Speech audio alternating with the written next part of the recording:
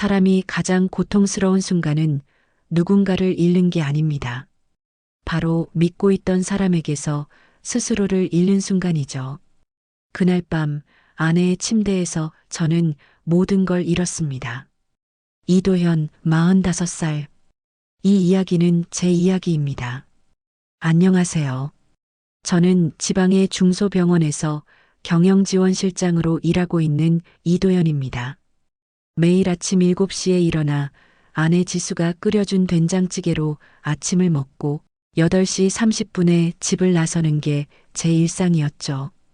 병원에서는 예산 관리와 인사 업무를 담당하며 직원들 사이에서는 성실하고 꼼꼼한 사람으로 통했습니다. 지수는 43살로 동네 요가 스튜디오에서 강사로 일해요. 결혼한 지 16년째, 우리에게는 15살 아들 민재가 있습니다. 민재는 중학교 3학년으로 또래보다 조용하고 눈치가 빠른 편이에요. 가족들과 대화할 때도 말수가 적어서 가끔 무슨 생각을 하는지 궁금할 때가 있었죠. 평범한 가정이었습니다. 특별할 것도 없고 문제될 것도 없는 그런 일상이 계속될 거라고 생각했어요. 지수는 저녁마다 요가 수업을 나가고 주말에는 가족과 함께 시간을 보내곤 했습니다. 민재는 학원을 다니며 성적도 중간 정도를 유지했죠. 하지만 최근 몇 달 사이 지수의 행동에 변화가 생겼어요. 요가 수업이 끝난 후에도 동료들과의 모임에 자주 참석한다며 늦게 들어오기 시작했습니다. 주말에도 세미나나 워크숍에 참석한다고 하며 집을 비우는 일이 잦아졌죠. 처음에는 열심히 일하는 아내를 응원해야겠다는 생각뿐이었어요. 여보, 요즘 너무 바쁘지 않나요? 어느 날 저녁 물어본 적이 있습니다. 요가계도 경쟁이 치열해서 계속 배워야 해. 이해해줘. 지수의 대답은 짧고 명확했어요. 그때까지만 해도 아내를 의심할 이유는 전혀 없었습니다. 오히려 제가 더 집안일에 신경 써야겠다는 생각만 들었죠. 병원 일이 끝나면 장보기를 하고 민재 학원 픽업도 제가 담당하게 됐어요. 지수가 늦게 들어올 때를 대비해서 미리 저녁을 준비해 두기도 했습니다. 변화는 서서히 일어났어요. 지수가 휴대폰을 볼 때 화면을 가리거나 전화가 오면 다른 방으로 가서 받는 일이 많아졌습니다. 밤늦게 들어와서도 샤워를 먼저 하고 제가 잠들 때까지 침대에 오지 않는 날들이 늘어났죠. 하지만 저는 그저 요가 강사로서의 스트레스나 피로 때문이라고 생각했어요. 민재도 예전보다 더 조용해졌습니다. 원래도 말수가 적었지만 최근에는 아예 필요한 말만 하는 수준이었죠. 식사 시간에도 핸드폰만 보거나 방에 들어가서 나오지 않는 일이 많아졌어요. 사춘기라고 생각하고 넘어갔지만 지금 생각해보니 그 아이는 이미 뭔가를 눈치채고 있었던 것 같습니다. 어느 날 저녁 민재가 숙제를 하다가 무심히 한마디를 던졌습니다. 아빠, 엄마 친구 현택 아저씨 요즘 우리 집에 자주 오지 않아요? 그 순간 제 손에 들고 있던 커피잔이 살짝 흔들렸어요.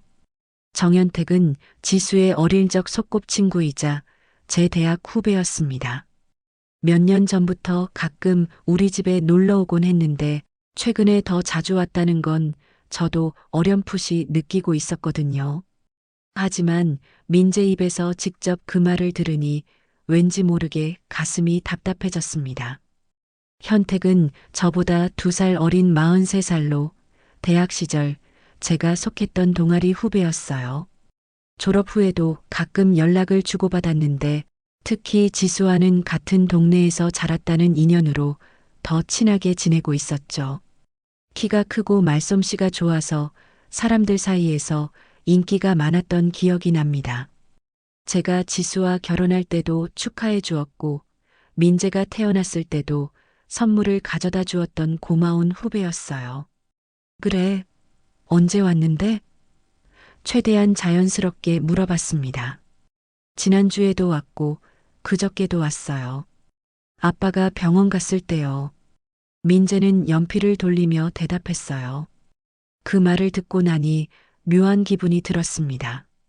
현택이 저와 만날 때는 항상 미리 연락을 했는데 제가 없을 때 집에 온다는 게 조금 어색했거든요. 물론 지수와 오래된 친구 사이니까 자연스러운 일이라고 생각하려 했지만 왜 저에게는 미리 말하지 않았을까 하는 의문이 들었죠. 그날 밤 지수에게 현택 이야기를 꺼내자 반응이 평소와 달랐어요. 현택이가 언제 왔다고 했어? 민재가 착각한 거 아닐까? 지수는 평소보다 빠르게 말했습니다. 민재가 거짓말을 할 이유도 없고 착각할 만한 일도 아니었는데 지수의 반응이 어딘가 부자연스러웠죠. 그때부터 작은 의심이 마음 한구석에 자리 잡기 시작했어요. 하지만 저는 그런 제 자신을 나무랐습니다. 16년을 함께 산 아내를 의심한다는 게 말이 되나요? 며칠 후 병원에서 일찍 끝나는 날이 있었습니다. 평소보다 2시간 정도 빨리 집에 갈 수 있는 상황이었어요. 지수에게 미리 연락하지 않고 깜짝 선물이라도 사가지고 들어가면 좋겠다는 생각이 들었죠. 꽃집에서 지수가 좋아하는 하얀 장미 한 다발을 사서 집으로 향했습니다. 아파트 주차장에 도착했을 때 현택의 차가 보였어요. 하얀색 소나타였는데 번호판까지 확인했으니 틀림없었습니다. 순간 가슴이 두근거렸지만 그냥 친구로서 놀러 온 거라고 생각하려 했어요. 하지만 왜 제게는 말하지 않았을까 하는 의문이 또다시 고개를 들었죠. 엘리베이터를 타고 올라가면서 여러 생각이 머릿속을 스쳤습니다. 혹시 저에게 깜짝 파티라도 준비하고 있는 건 아닐까? 아니면 현택이 무슨 고민이 있어서 지수에게 상담을 받고 있는 건 아닐까 하는 생각들이었어요. 그렇게 자꾸 좋은 쪽으로 해석하려고 애썼습니다. 하지만 가슴 깊은 곳에서는 불안함이 점점 커져가고 있었죠. 우리 집 현관 앞에 서서 평소처럼 열쇠를 꺼내려던 순간 문득 벽에 걸린 디지털 도어락이 눈에 들어왔어요. 평소에는 열쇠로 문을 열곤 했는데 오늘은 왜인지 비밀번호를 눌러보고 싶었습니다.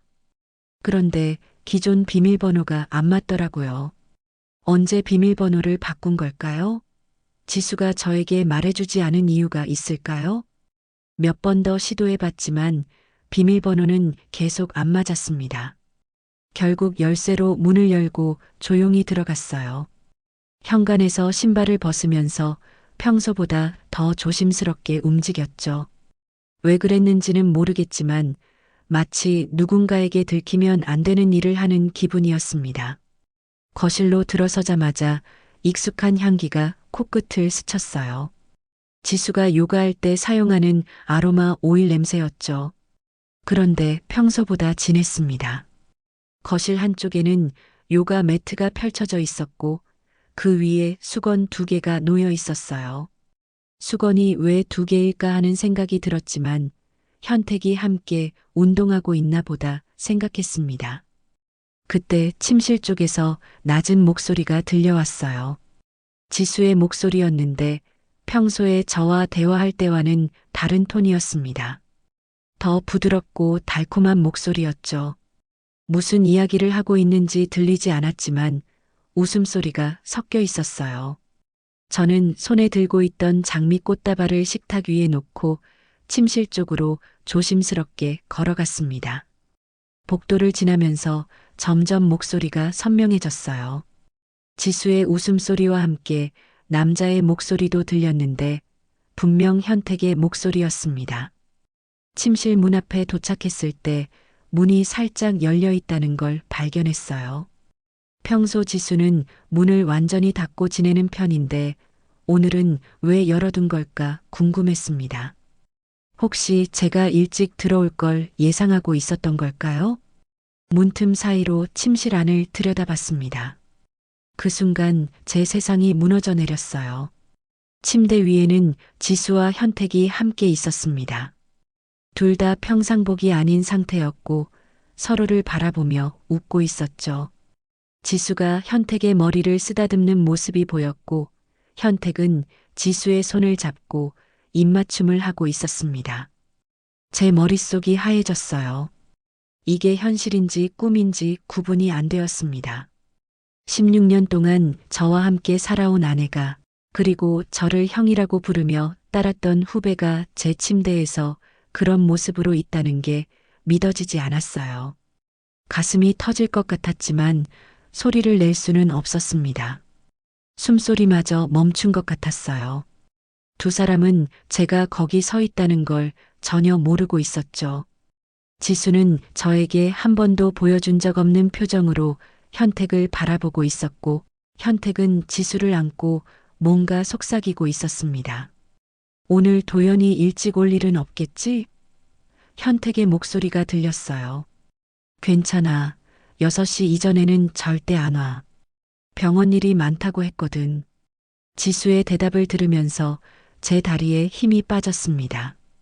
그들은 제가 언제 집에 오는지까지 계산해가며 이런 일을 하고 있었던 거죠.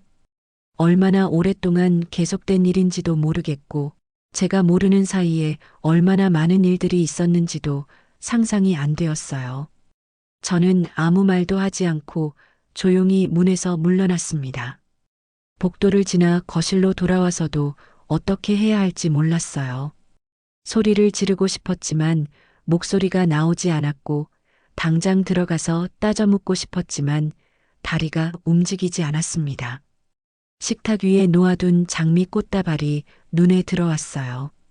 아내에게 깜짝 선물을 해주려던 제 마음이 얼마나 순진했는지 깨달았죠. 저는 그 자리에서 한참을 서 있었습니다. 시간이 얼마나 흘렀는지도 모르겠더군요. 머릿속이 완전히 하얘져서 아무 생각도 할 수 없었어요. 침실에서는 여전히 두 사람의 목소리가 들려오고 있었고 가끔 웃음소리도 섞여 나왔습니다. 그 소리들이 제 귀에는 마치 유리가 깨지는 소리처럼 들렸죠. 결국 저는 아무 말도 하지 않고 조용히 집을 나왔습니다. 현관문을 닫을 때도 소리가 나지 않게 최대한 천천히 돌렸어요. 엘리베이터를 타고 내려가면서도 실감이 나지 않았습니다. 방금 전에 본 것이 정말 현실이었을까 하는 생각만 계속 들었죠.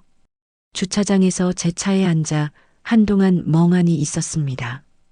핸들을 잡은 손이 떨리고 있다는 걸 그때야 깨달았어요. 가슴이 아프다는 것도 이런 느낌인가 싶었습니다. 정말로 심장이 찢어지는 것 같은 고통이었죠. 그날 밤 집에 들어간 건 평소와 같은 시간이었습니다. 6시 반쯤 되어서 문을 열고 들어가니 지수가 부엌에서 저녁을 준비하고 있었어요. 마치 아무 일도 없었다는 듯이 말입니다. 여보 왔어요? 오늘 일찍 끝났네요. 지수가 평소와 똑같은 목소리로 말했습니다. 저는 대답하기가 힘들었어요. 목구멍에 뭔가 걸린 것 같아서 말이 나오지 않았습니다. 겨우겨우 내라고 한마디만 했죠. 지수는 제 표정이 이상하다는 걸 눈치채지 못하는 것 같았어요. 아니면 모른 척하고 있었을 수도 있겠지만요. 저녁 식사 시간이 그렇게 고통스러울 줄은 몰랐습니다. 민재는 평소처럼 조용히 밥을 먹고 있었고 지수는 오늘 있었던 요가 수업 이야기를 하고 있었어요. 그 모든 게 너무나 평범하고 일상적이어서 오히려 더 괴로웠습니다. 과연 이 사람이 몇 시간 전에 다른 남자와 침대에 있었던 게 맞나 싶었죠. 아빠, 괜찮으세요? 민재가 갑자기 물어봤습니다. 그 아이의 눈빛이 평소보다 더 날카로웠어요. 뭔가를 알고 있는 것 같은 표정이었습니다. 15살 아이가 어른들의 복잡한 사정을 얼마나 이해할 수 있을지는 모르겠지만 적어도 집안 분위기가 이상하다는 건 느끼고 있는 것 같았어요. 그냥 좀 피곤해서 그래. 저는 대충 둘러댔습니다. 그 후 이틀 동안 저는 아무것도 하지 못했어요. 병원에서 일을 하면서도 계속 그 장면이 머릿속에 맴돌았습니다. 지수가 현택을 바라보던 그 표정, 현택이 지수를 안고 있던 모습, 그들이 나눈 대화들이 계속 되풀이되어 떠올랐죠. 하지만 동시에 이런 생각도 들었어요. 혹시 제가 잘못 본 건 아닐까, 아니면 오해한 건 아닐까 하는 생각들 말입니다. 16년 동안 함께 살아온 아내를 그렇게 쉽게 의심해도 되는 건지 확신이 서지 않았어요. 그래서 저는 결정했습니다. 확실한 증거를 찾기로 한 거죠. 이틀째 되는 날 밤, 지수가 샤워하는 동안 지수의 휴대폰을 확인해 봤어요. 평소에는 절대 하지 않던 일이었지만 이번만은 어쩔 수 없었습니다. 휴대폰에는 현택과 주고받은 메시지들이 있었어요. 단순한 안부 인사가 아니라 서로를 그리워한다는 내용들이었습니다. 읽으면서 가슴이 더 아파왔지만 동시에 제가 본 것이 현실이었다는 확신도 들었죠. 민재는 평소보다 더 조용해졌습니다. 원래도 말수가 적은 아이였지만 최근 들어서는 아예 필요한 말만 하는 수준이었죠. 식사 시간에도 고개를 숙이고 밥만 먹거나 방에 들어가서 나오지 않는 일이 많아졌어요. 처음에는 사춘기 때문이라고 생각했는데 지금 돌이켜보니 그 아이는 이미 뭔가를 눈치채고 있었던 것 같습니다. 어느 날 저녁 지수가 또다시 늦은 요가 수업이 있다며 외출 준비를 하고 있을 때였어요. 민재가 숙제를 하다가 갑자기 저에게 다가왔습니다. 평소와 달리 표정이 심각했죠. 아버지, 엄마 요즘 이상하지 않아요? 민재가 조심스럽게 물어봤습니다. 그 순간 가슴이 철렁했어요. 15살 아이가 어른들의 복잡한 사정을 얼마나 알 수 있을까 싶었지만 아이들은 생각보다 많은 것을 보고 느끼고 있더라고요. 민재의 눈빛에서 단순한 호기심이 아닌 진짜 걱정이 느껴졌습니다. 무슨 말이야? 최대한 태연하게 반응했지만 속으로는 민재가 무엇을 알고 있는지 궁금했어요. 민재는 잠시 망설이더니 이렇게 말했습니다. 엄마가 거짓말하는 것 같아요. 어제도 요가 수업 간다고 했는데 제가 학원에서 일찍 끝나서 요가원 앞을 지나갔거든요. 그런데 불이 다 꺼져 있었어요. 아이의 말을 들으면서 머릿속이 복잡해졌습니다. 민재도 지수의 거짓말을 눈치채고 있었던 거죠. 그동안 제가 느꼈던 의심들이 단순한 피해망상이 아니었다는 걸 확인하는 순간이었어요. 그리고 현택 아저씨도 뭔가 이상해요. 민재가 목소리를 더 낮추며 계속 말했습니다. 예전에는 아버지 있을 때만 왔는데 요즘은 아버지 없을 때만 와요. 그리고 엄마랑 둘이 있을 때는 문을 잠그고 있어요. 아이가 그렇게 많은 것을 관찰하고 있었다는 사실에 놀랐습니다. 동시에 미안한 마음도 들었죠. 15살 아이가 이런 복잡한 상황을 혼자 감당하고 있었다는 생각에 가슴이 아팠어요. 아버지, 엄마도 현택 아저씨도 아빠를 너무 무시하는 것 같아요. 민재의 마지막 말은 제 가슴을 찔렀습니다. 그 순간 깨달았어요.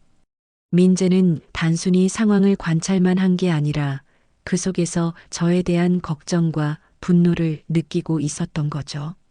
아버지가 무시당하고 있다는 걸 알면서도 어떻게 해야 할지 몰라서 혼자 소가리를 하고 있었던 겁니다. 저는 민재의 어깨에 손을 올리고 말했습니다. 민재야, 아버지가 알아서 할 테니까 너는 걱정하지 마. 그리고 엄마 앞에서는 이런 이야기 하지 말자. 민재는 고개를 끄덕였지만 눈빛에서는 여전히 불안함이 느껴졌어요.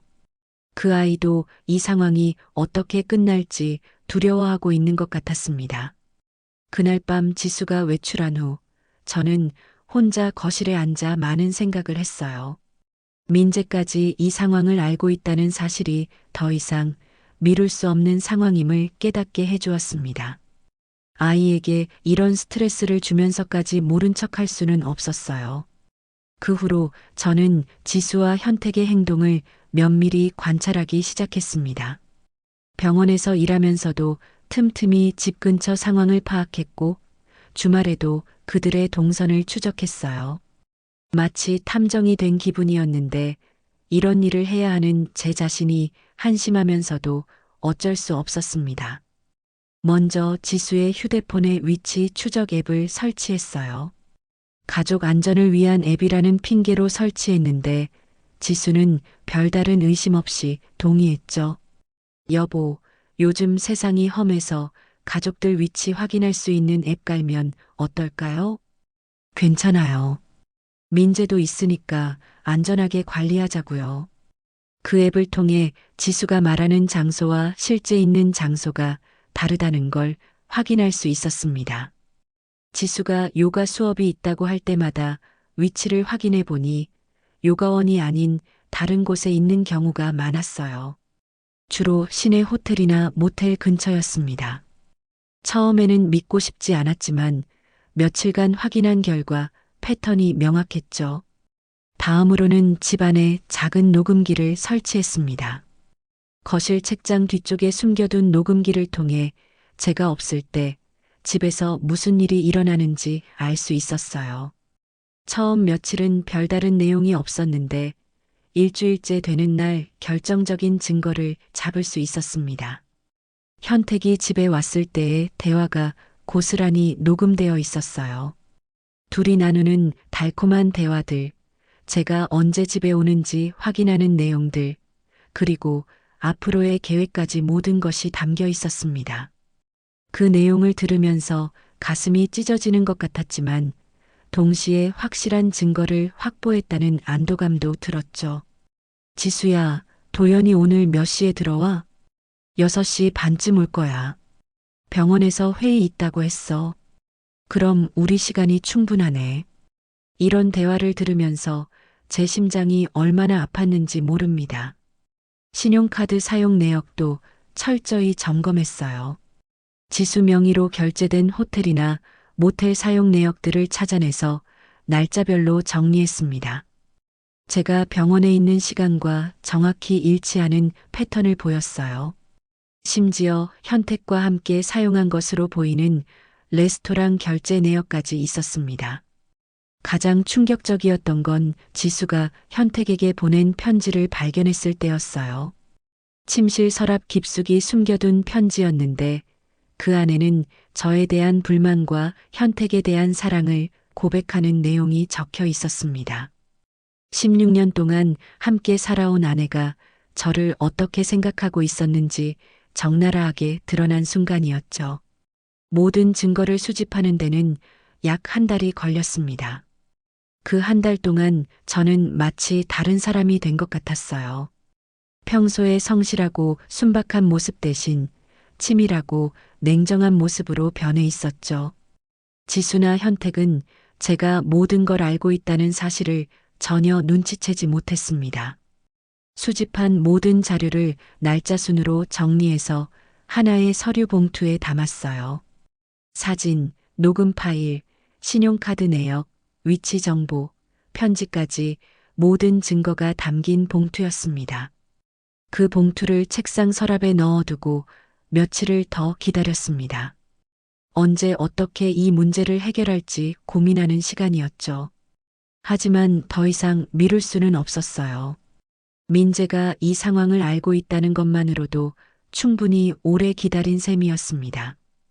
아이에게 이런 스트레스를 주면서까지 모른 척할 수는 없었어요. 그날은 토요일이었습니다. 지수가 또다시 세미나에 간다며 외출 준비를 하고 있었죠. 하지만 저는 이미 그것이 거짓말이라는 걸 알고 있었습니다. 위치 추적 앱으로 확인해 보니 지수는 현택과 만나러 가는 길이었어요. 이제는 그들의 패턴이 너무나 뻔했습니다. 지수가 나간 후 저는 민재를 거실로 불렀어요. 이 상황을 마무리하기 전에 아이와 먼저 이야기를 나눠야겠다고 생각했습니다. 민재는 평소보다 조심스러운 표정으로 저에게 다가왔어요. 아마 뭔가 중요한 이야기가 있을 거라는 걸 직감했을 겁니다. 민재야, 아버지가 엄마와 현택 아저씨에 대해서 모든 걸 알고 있다는 거 너도 알고 있지? 저는 돌려서 말하지 않고 직접적으로 물어봤습니다. 민재는 잠시 망설이더니 고개를 끄덕였어요. 역시 그 아이는 모든 걸 알고 있었습니다. 15살이지만 어른들의 복잡한 상황을 충분히 이해하고 있었던 거죠. 현택에게 연락을 했습니다. 우리 집으로 오라고 했어요. 뭔가 중요한 이야기가 있다고 말했죠. 현택의 목소리에서 당황스러움이 느껴졌지만 결국 오겠다고 대답했습니다. 아마 제가 모든 걸 알고 있다는 걸 짐작했을 거예요. 저녁 6시쯤 지수가 돌아왔습니다. 평소와 똑같이 환한 미소를 지으며 들어왔지만 저는 이미 그 미소 뒤에 숨겨진 거짓말들을 알고 있었어요. 지수는 제가 거실에 앉아 기다리고 있는 모습을 보고 조금 의아해했지만 별다른 의심은 하지 않는 것 같았습니다. 현택이 도착한 건 7시 반쯤이었어요. 평소와 달리 표정이 어색했습니다. 현관에서부터 뭔가 불안해하는 기색이 역력했죠. 아마 제가 갑자기 부른 이유를 어느 정도 짐작하고 있었을 겁니다. 앉으세요, 둘 다. 저는 최대한 차분한 목소리로 말했습니다. 지수와 현택이 소파에 앉았을 때 저는 서류 봉투를 꺼내 들었어요. 그 순간 두 사람의 얼굴이 하얗게 변하는 걸 볼 수 있었습니다. 특히 현택은 입술이 파르르 떨리고 있었죠. 말로 안 하려 했는데 이젠 보여줘야겠네요. 저는 봉투를 식탁 위에 놓으며 말했습니다. 봉투에서 사진들을 하나씩 꺼내기 시작했어요. 호텔 앞에서 찍힌 두 사람의 모습, 신용카드 사용 내역, 위치 정보 출력물, 그리고 녹음된 대화 내용 파일까지 모든 걸 차례대로 보여줬습니다. 지수는 처음에 황당하다는 표정을 지었어요.